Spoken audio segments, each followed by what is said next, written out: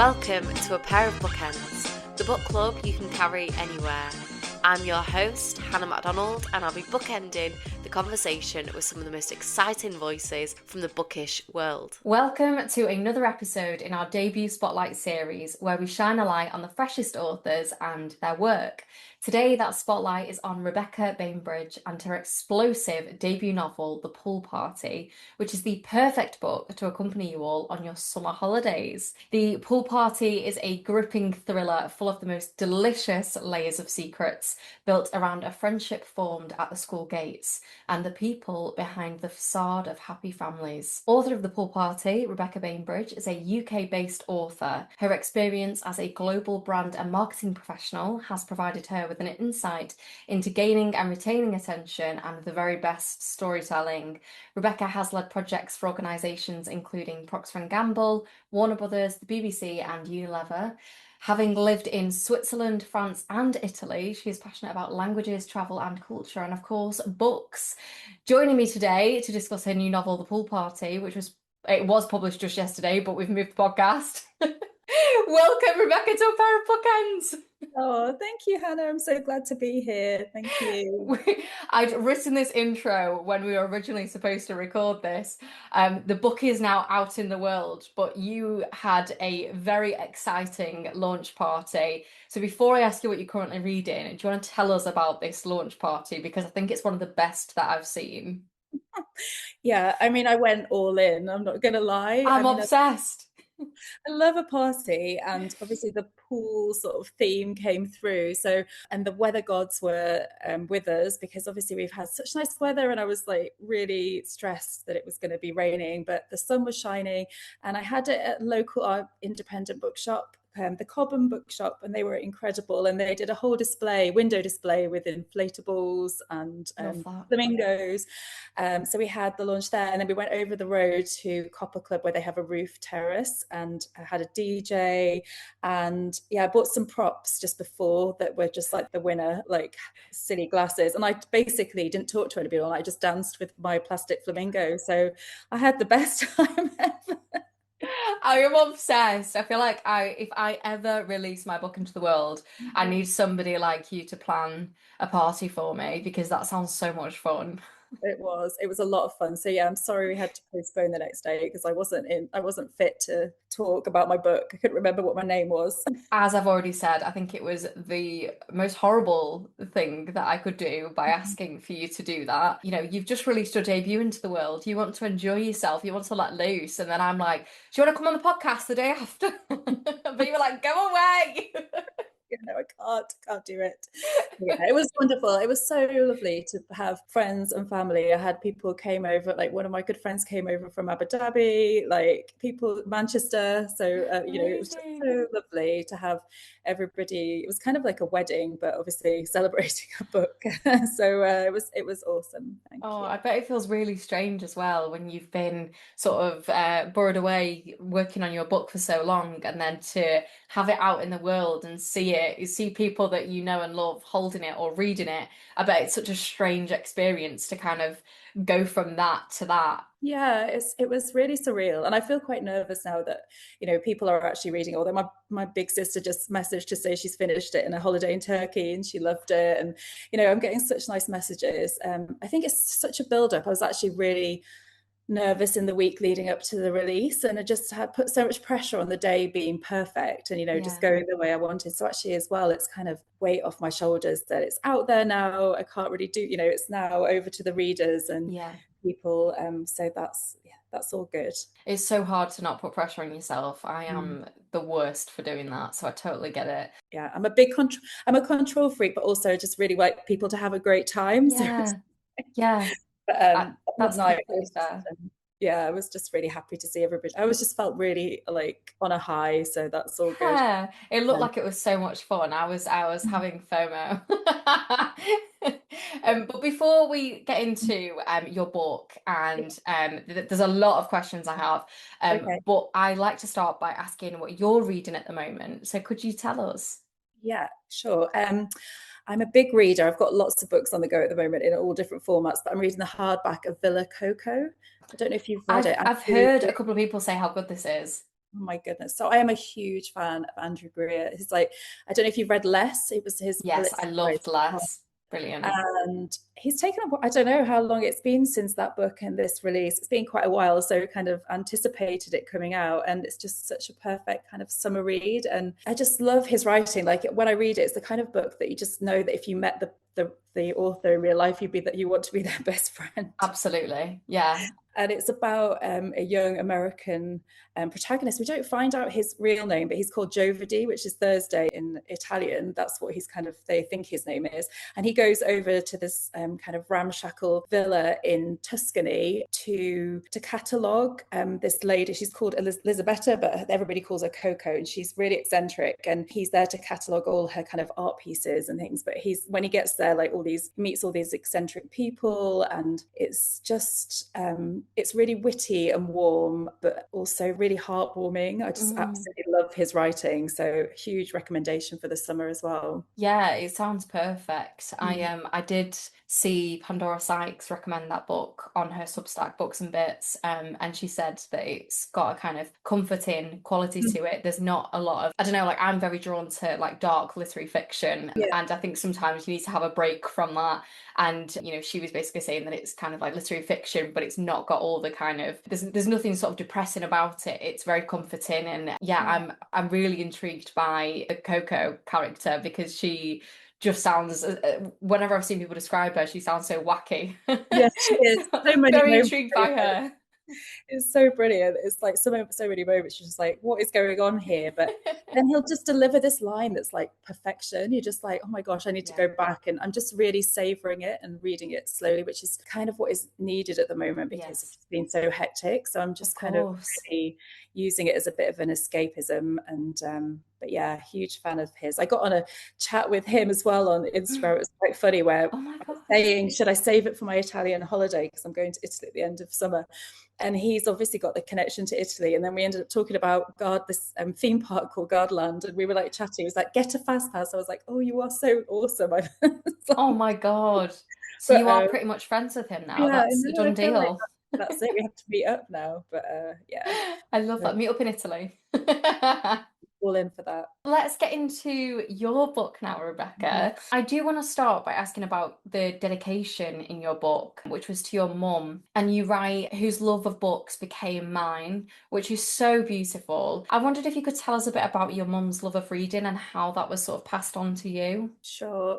Yeah. So yeah, growing up, there was always books in the house everywhere. Like mom loved everything from, she read widely, everything from kind of Patricia Cornwell to Maeve Binchy, lots of Irish authors. And I would just pick up anything that was kind of lying around and read. And she always had a really good philosophy. Like if we went to a bookshop, she said, I would buy, spend money on books. Or go to a library. She just always was encouraging me to read. And then she actually did an Open University course in creative writing when she was older. She didn't actually go to university when she was younger. So that was a real passion for her. And sadly, she passed away nearly 10 years now. And after she died, we found some notebooks where she was actually trying to write like some ideas for a novel. So oh my God. I know that was something that she really wanted to do as well. So yeah, that was, it was lovely to be able to dedicate it to her. Obviously sad that I can't share this journey with her, but I feel like she gave me all the inspiration, encouragement as well when I was younger. I used to write stories. Yes, when I was younger, I did poetry competitions. It's all a bit of a blur now, but I did that when I was younger, and she always used to encourage me to kind of keep going. Yeah, I think that's so beautiful. And, her creativity lives on in you.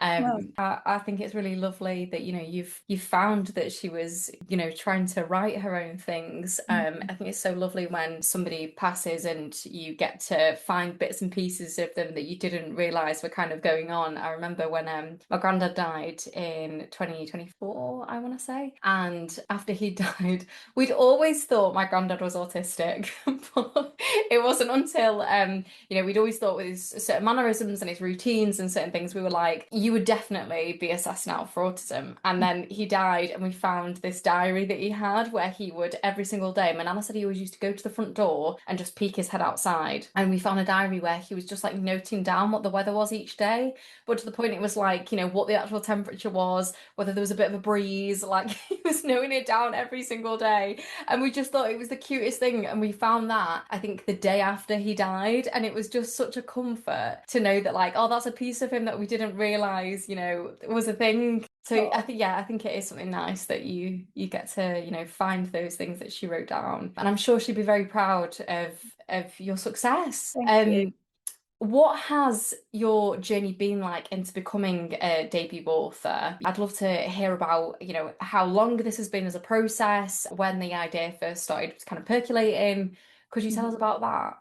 Sure. It's been a long journey. I'm not gonna lie. I think the catalyst to it all was when my mum passed away, which is 10 years this October. And I've been toying with the idea of like giving writing a go, but I was working at the time.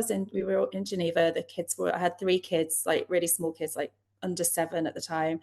But I think it just made me think, right, I've got to give this a real try now. My mum would want that for me. So and then the idea came to me when I had this job at the time, which is a bit of a diversion from everything else I've done. I worked in a primary school library in Geneva for 3 years, which was my favorite job I've ever done.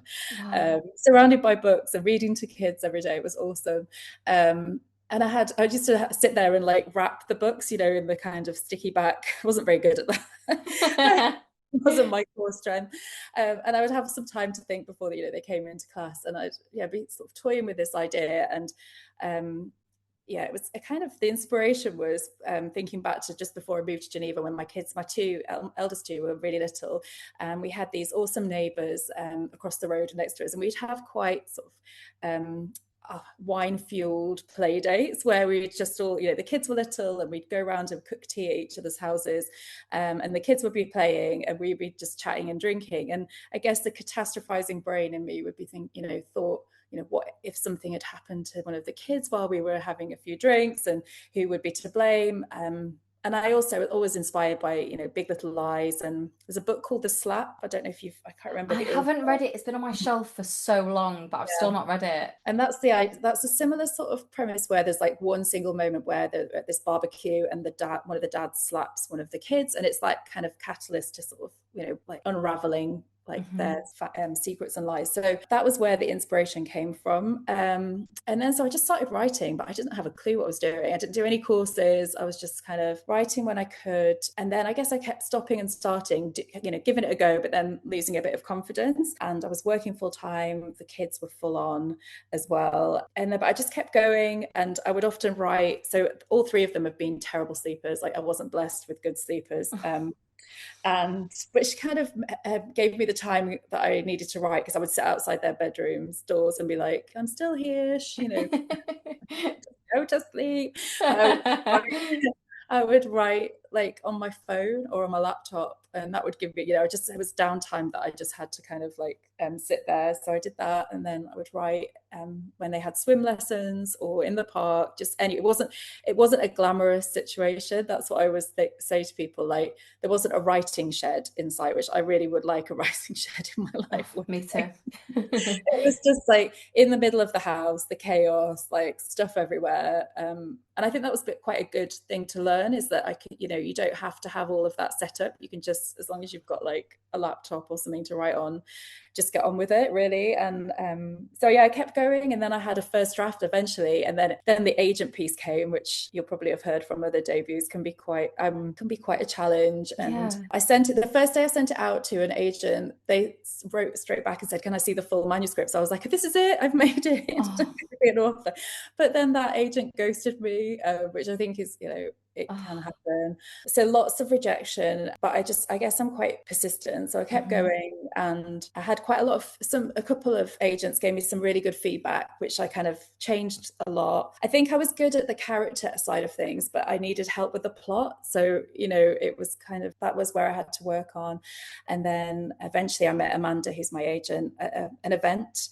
I would always say, like, for people looking for agents, like, go to events, go to pitch events, because that's I think meeting people in person and being able to chat about your book is like amazing. Like it's just really helpful. So so that was a very long-winded way of saying how long it did take me a long time. But, no, it's so interesting. I think it's useful for any aspiring writers or people that are working on their debut to know. I'm not yet at the point with mine where I'm ready to kind of pitch it to anybody, but I think it's such a daunting prospect. So it's really good advice to like get yourself out there and know that things like pitch events exist. I don't think, it's not something that people would necessarily know that that's a thing, and it's really useful. But thank God you persisted, because we now have this book with us. I would very much recommend everyone to pack a copy of this book for their trips this summer. I think before we dive further into your book, could you sort of set up the story of the pool party for the listeners? Sure. So it centres around two mums, Kate and Melody, who meet at the school gates. They both kind of outsiders in the village they're in. It's a fictional village called Fletching.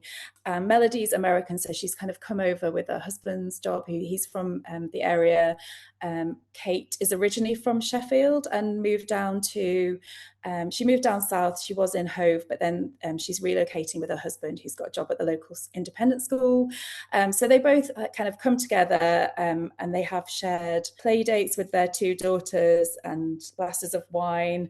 And it starts at the beginning of a school year, and over the school year, they become more kind of entangled in each other's lives. And then I guess it all comes to a head when Melody hosts her infamous summer pool party with all the moms and the kids. There's champagne flowing. There's a heat wave, which is quite apt after what we've just been through.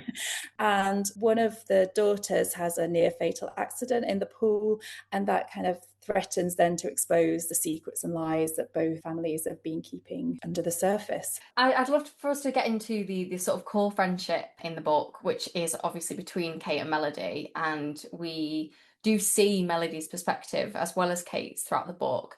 I wondered firstly why you wanted to explore or include both of their perspectives. Yeah, I just thought I'm really intrigued by female friendships, like my own friends. I have friends from different kind of stages of my life, and I'm just intrigued in that kind of the depths and the intricacies of friendship. So I thought it would be really interesting to explore both sides, because I think what you'll see as you kind of go through the book, they've got their own flaws and their ways of doing things. And I think you see it from both angles, like how they approach the different challenges that they're faced in life. And I think it's interesting for the reader to see both perspectives. I know when I'm reading, I quite like to see that as well. I do, yeah. Although it was quite a challenge, I have to say, when I tried to do it sequentially, like Kate, Melody, and then when I was in the editing process, if I ended up having to add something in, then it was like, oh no, I kind of, in the structure of things, it can be a bit of a challenge, but I'm pleased with where we ended up. I do like seeing a multiple POV story, and I think when it's pulled off well, like yours is, it's a real treat to get into. And you think you've got an understanding of a character, and then you read somebody else's perspective, and you're like, oh wait, what's going on here? Like, what is this character actually about? And obviously the novel sort of centers around the school and the kind of mums that meet at the school gates. What fascinated you about that environment and the way that people's sort of behavior changes when they're at the school gates? I mean, I've been through it 3 times with my and it's not based on anybody, that I sort of in particular at all, but it's really fascinating, because it's just because you have children born at the same time that you kind of form these friendships with people at the school gates. And, quite often is everybody showing their true selves? What are they keeping back from people? I think sometimes we're guilty, especially like moms, I'm not saying dads don't do this either, of kind of being quite hard on ourselves and each other. There's a lot of pressure that's put on you, and also when you don't agree on certain ways of bringing up children. And I just find it really intriguing. Like I love, it's more comedy, but Motherland and everything so like Amandland, it's just so good to see that, and all the different characters. And I just think it's it's kind of ripe for getting under the skin of different characters. It's ripe for comedy and it's ripe for drama. There's a lot going on, and it's not people you would ordinarily like put yourself with. You're just kind of thrown together, like you said, because your children are born at the same time. And I really loved in your book sort of reading about the politics of it all, because I've not got kids yet. I hope to someday, but that is the one thing that stresses me out, is whenever I talk to my friends with children, they talk about like the group chats they're being added into with the schools, and the like PTA meetings, and like being asked to like, what can you contribute to this fair, or what can you do for this, or this person's having a party. It just seems like there's always something going on. Yeah. It's like, so a lot of the time you feel like you're the one that's back at school, you know, and you're Yeah, just yeah, like, yeah. invited those people for this party, and or you know, you get really kind of upset if you're affronted if your child's not included in something. It's like a Yeah. whole different world of politics, which it's hard to navigate. And you know, I sort of talked to my husband about it, and he doesn't have that same sort of challenge from his side. He just thinks it's quite interesting. And I think, yeah, it's I just find as well, I try to explore but not show, like, make it too one-sided, in that, like, I've always worked full time. I've got lots of friends who haven't, but there's nothing wrong, you know, either whatever choice you have, it's completely, you know, it's fine. But sometimes I think people put their own sort of insecurities about their choices onto other They people. project it, yeah, and they're quick to judge. Yeah. I think just what you said then about your partner, I do think it was really interesting in the book what you wrote about how dads always come off well for basic parenting. You know, they're often described as like hands-on when they've just done the bare minimum, or they've just done like, you know, there's something so basic, and they're really praised for it. And it's like, I don't know, because it's often other mums that are saying that, and it's like, do you realize how sort of backwards this is? Like, No. you're attacking yourselves by saying that, by complimenting them on that. I know. I always laugh at the line when somebody says, "Oh, you know, my husband's like babysitting the kids today." I'm like, no, No, he's parenting. exactly. But yeah, it's so funny. We've had a few dads step up to the, like, you know, class reps, but like maybe one or two. But then it's like, you know, they have the hero status, and you're like, hang on a minute, they should just be doing that. Yeah. I do want to talk about the husbands. We have Melody's husband, we have Kate's husband, both very different, and we do have to be careful of spoilers in this episode. So I've tried to be really careful with how I've worded every question, because there is almost like a spoiler on every page. So tell us about the husbands and what it was like exploring the kind of marriages of these people. Yeah, it's really interesting. So Melody's married to an investment banker, Richard. He has this huge job. He's up in London all the time. I think the thing is, he likes Melody to be the mom at home looking after things. And, you know, he has this role for her that he's sort of mapped out. And I think throughout the book, it's like her sort of challenging that. And I think she has quite a lot of baggage or insecurities about what that means for her. And also just she feels quite lonely because of it. So, but he's then provided this amazing lifestyle for them. They've got this gorgeous house, they've got the pool. So she's kind of battling with all of that. So that's, Richard. And then Matthew is Kate's husband, and he's come to the village.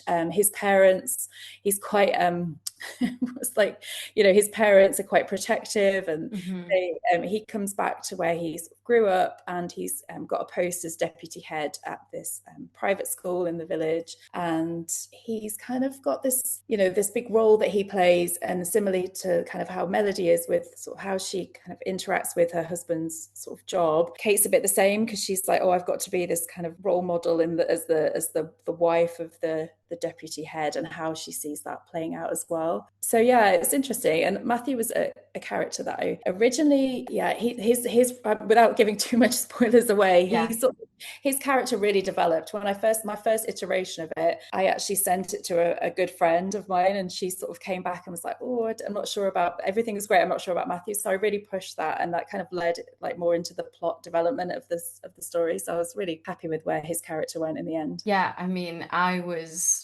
flying through being like, I need to know what this guy's done. But I find that so interesting in terms of the identity, and who they sort of project out into the world and who they are behind kind of closed doors. There's a real sort of, I don't know like what the right word might be, but like there's a contrast going on there. And I wondered if that was something you were kind of consciously exploring in terms of, you know, who we present to the world and who we actually are. Yeah, I do find that really intriguing. Like, for example, Kate, she's quite shy and she's not had a big circle of friends, but because of her role, because of Matthew's job, she feels that she has to be more outgoing and come to this new, you know, this village that she doesn't know, and it's not really for her. So she's really trying to find her way and like sort of her place and identity, you're right, in the village and with other people, and how she sort of has to interact with them. Yeah, I think I just, yeah, I was really intrigued with like the relationship side of things, as well as like the friendship that they have within the schools. The friendship between Kate and Melody, it's really funny how when they first sort of see each other in the playground, Kate looks at Melody and thinks that she's this like perfect mum. And she's like, of course, she's, you know, dressed really well, her hair's all right, everything's just perfect. And Kate feels like the complete opposite of that. Whereas Melody, out of all these people, all these women that are already surrounding her, she feels really drawn to Kate. I wondered what you think it might be that sort of draws them towards each other in the initial kind of contact. Yeah, I think that, you know, I think they have this sort of shared aversion for all the other moms in a way. There's sort of like sort of the gossip that goes on, and it's quite sort of the fakeness of some of them. And I think Kate sort of sees somebody, you know, Melody, she's quite honest and outspoken. She says what she thinks rather than sort of putting on this pretense. And I think, you know, Kate finds that really refreshing. And I think, you know, Melody sees something in Kate that she's probably sees that she's quite shy and closed up, but she's got this like sort of trying to like bring something out in her. So yeah, I think that's why where they connect initially. Yeah, and both of them are kind of haunted by their past. How does their sort of past trauma impact them and it kind of affect them moving forward? Yeah, I think, you know, both of them have challenges from their past and the way their family dynamics specifically. Both of them sisters, and, you know, their parents are quite, well, you know, Kate's parents are different, but Melody had quite a difficult relationship with her parents as well, and a past when she was living in America that still haunts her. So I think they're both trying to kind of probably push that down, and so pretend that none of that ever happened, but it keeps kind of creeping to the surface and then manifests in how they behave. Yeah, and it definitely, I think when you're trying to sort of push something like that down, it's bound to sort of explode at some point. There is a moment, it's very early in the book, I think it's like the second page or something, where you write how one small insignificant action could trigger a stellar explosion.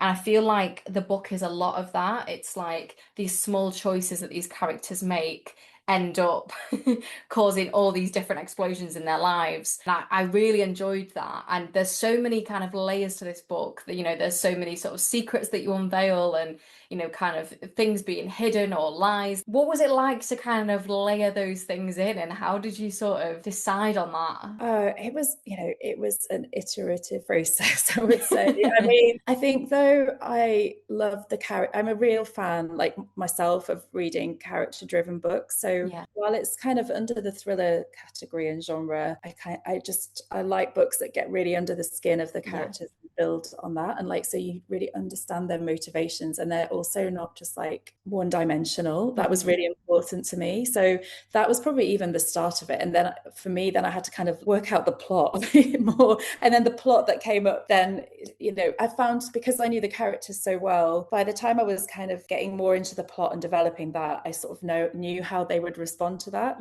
So I guess, yeah, character first for me, and then, you know, how the plot sort of brings out their personalities and how they react to certain things.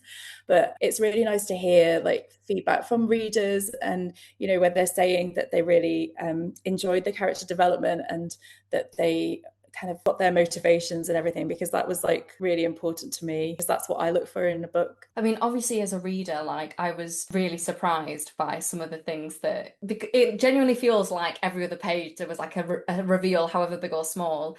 And I my jaw was literally on the floor, and especially I told you on the final page, I was like, what on earth is going on? Were you ever surprised? Did you ever surprise yourself when you were writing it? That's a really good question. Yeah, I mean, where things come from, sometimes I'm like, where did that come from in my mind? Things. It's really funny about the ending because my agent, we laugh about this because originally I had that ending and then I did a course on like editing, you know, when you're just trying to like, it was a 1-day course, and the person who was leading it is really kind of sort of famous in this sort of, you know, the literary space, and she was in terms of editing, and she was like, oh, I'm not sure about that ending, and so I changed it. And then when I actually got my editor, we were like sort of talking, and I told her what the original ending was, and she was like, why have you changed it? You know, it's so funny how like it's very subjective, isn't it? Yeah, you know? definitely. Yeah, I'm intrigued by series like, you know, we were talking about, well, Big Little Lies was a book, but you know, that's like there's all the secrets and lies and reveals, and I think I've watched and read so many as well. I love that space. I was just determined to kind of create some twists and turns along the way. Yeah, you write in, I think it's like dual timeline, is that how you would describe it? So we have the pool party, and then we have the sort of year building up to that. So we have, you know, the initial meeting at the school gates, how that friendship blossoms, and then we go between that and this pool party that's happened. I'd love for you to tell us a little bit about writing the two different timelines and what that was like, but also about the pool party itself and crafting that as a scene when you're having to move back and forth. But I don't know, did you write the pool party in its entirety, or did you actually do as we read it? No, it was funny actually. Sorry, that was a very convoluted question. No, I love it. Originally, I had this sort of chapter, the first initial, like that you're at the pool party, and then you go back to the start of the, you know, the beginning of the school year where they met. So I had that originally, and then I think as the editing process went on, my agent was like, oh, I'd love to see more of the pool party, so kind of added that in separate. But it was a bit of kind of, it did mess with my mind because I was like, okay, what part of that's, you know, see what's happening there, and just making sure everything sort of fit together. But I loved the pool party bit. I mean, that was so much fun because, you know, it was like this, you know, there's a heat wave, as I said, all the you know, just the end of school year, they all just want to kind of let their hair down. But by that point, Melody's had quite a challenging time of things, which you'll find out. So she's kind of doing it under duress, I guess. So it was like, you know, kind of bound to kind of escalate. But yeah, I really enjoy, again, books that just have that kind of perspective where you sort of seeing what's happening in the future, and then you sort of go back. So yeah, I enjoyed the process. Yeah, I can imagine. Was there anything specific that inspired the pool party scene? Yeah, probably, but where it is in my my memory. I mean, I liked the glamour of, if I wanted something like a really glamorous scene, I write really, I have a very visual aspect of every scene. So I sort of see it like when I'm writing, I have to sort of see it myself, like it would play out in a series or a movie. So that really helps, and for the setting of things. But I just kind of, it was all this, again, maybe like the slap, which is this barbecue, and, you know, Big Little Lies when they have the big party, you know, that sort of scene where it all is like kind of comes to a head at this big kind of event, which is where it came from. I think it's great, isn't it, when you put people in, you put a big group of people in a sort of small confined space, and you just see what kind of drama can occur, you know. Drama. And in the middle of a heat wave as well, it's bound to, you know, temperatures rising, you're losing your head about this drink in the mix. It's not going to end well. I would love to find out who are some of the writers that have influenced you. Goodness, I mean, Liane Moriarty, like 100%. Like literally, I just remember just discovering Big Little Lies when I was on holiday, and I was in a pool, and I had little kids at the time, and I was like ignoring everybody. I was like, don't come to me about anything. You can really see her influence. I just love, like, I think she's really great at like the character side of things. You know, she has suspense, but it's not like somebody dying in every chapter. So she's probably like my biggest influence. I have Lisa Jewell as well, like great thrillers, Lucy Foley, all those kind of type books. But I think Liane Moriarty probably the most. And I read really well, as I said, lots of different genres, and quite often I read kind of quite slow literary books. I think we have quite a similar taste in that aspect. So it was quite a diversion to go down this like route. And actually when my agent first took me on, she did say to me that it can either go like, female, women's fiction, I don't know what the genre is now, that's sort of contemporary fiction, or it could go down more of the thriller route, and you've got to decide. So it was quite an interesting process. That's why I had to work on more of the plot. I haven't actually read any Lisa Joule, and I have None of This Is True, but I haven't read it yet. I feel like I really, really need to sort my life out and actually get to one of her books, because everyone says that she writes great thrillers. So yeah, let's get on that. Hero, yeah, no, she's got a new one out that I'm desperate to read. When I went to it was so exciting, because when I went to the printers to see mine being printed, hers was being printed right next to mine. So I was like, they were piled on top of each other. I was like, can I take a photo, please? Oh my God, I bet that was amazing. Pinch me moment. It was so cool. So what is next for you? No pressure, you've just released this into the world, but what's next?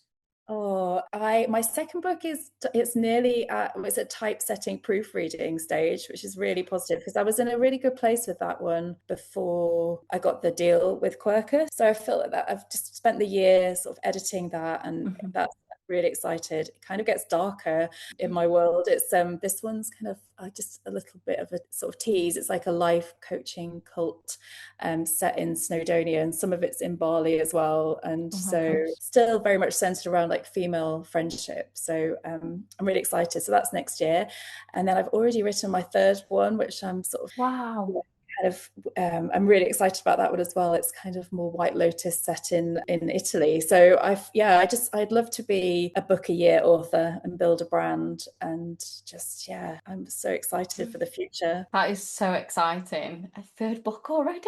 Bloody hell. She's on it.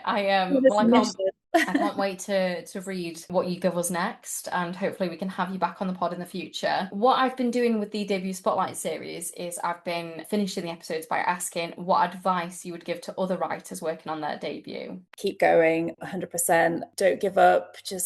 I had lots of rejection along the way, and I would say what I was mentioning before: get out to events, meet other authors, make connections, go to festivals. That's probably my biggest. I think with writing, it's easy to sit behind the computer and sort of in your writing world, but I think the more you get out there and connect with people, the more chance you have of meeting agents, meeting editors, and other debut authors as well. That's great advice. Finally, Rebecca, can I ask if you've got a recommendation to give to the listeners? Oh, I've got lots of recommendations. I could give be here to us. Oh, I loved somebody you had on the pod, Female Nude. So good. That's one of my favorites. Such beautiful writing. I mean, it was again about friendship, because they go on this Hindu. Is it a Hindu? Yeah.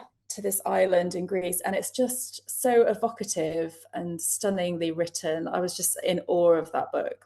Again, another one that you sort of want to read slowly, because it's so beautiful, and loved the front cover of that as well. It's like you just want to be in that sea. Me too. Yeah, absolutely. And it's also like the sex scenes in it are really good. And I get so annoyed when I read really good sex scenes, because I'm like, when I've written ones in my book, I'm like, I find it so cringe, and I find it really difficult. And then I read someone doing it really well, and I'm like, how have you just done that?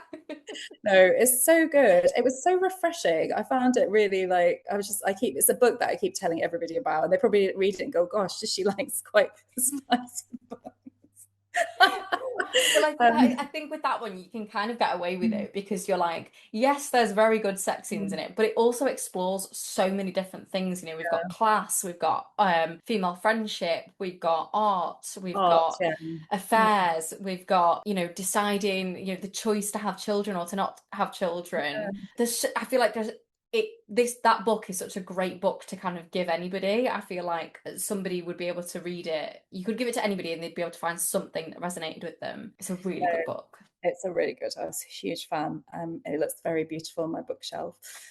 And also, one of my fellow debuts, his book's just come out in paperback. A Sociopath's Guide to a Successful Marriage by M.K. Oliver. I've seen this about. Yes, yeah. It's doing really well. It's got a cat on the front, which is always like a winner. I mean, I think everybody. I can see the cover in my head. Yeah. But that's a bit like Killing Eve crossed with Motherland. So again, it explores this kind of, school gay mom drama, but she's just, wild, going on like a killing spree as well, to boot. So, but that's really entertaining and really refreshing as well. I think, it's good to get something that's a bit different. Yeah, definitely. I'm so intrigued by that. And I think that's been recommended on the podcast before, but I can't remember by who. So yeah, I definitely need to get my hands on that one. But lastly, thank you so much, Rebecca, for joining me today. I loved your book, and I really do think listeners should consider taking this on their holidays this summer. Thank you so much for coming on the podcast. Oh, thank you so much for having me.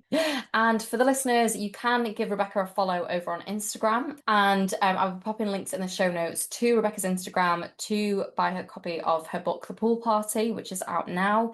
Of course, you don't have to just do it by the link in the show notes. You can go into your favourite bookshop and buy it there. And if you enjoyed this episode, please don't forget to rate, review and subscribe. And if you want to give us a follow, you can do so at A Pair of Bookends Pod on Instagram and at A Pair of Bookends on TikTok. That is all we've got time for. Thank you so much again, Rebecca, and thank you listeners for listening. Goodbye.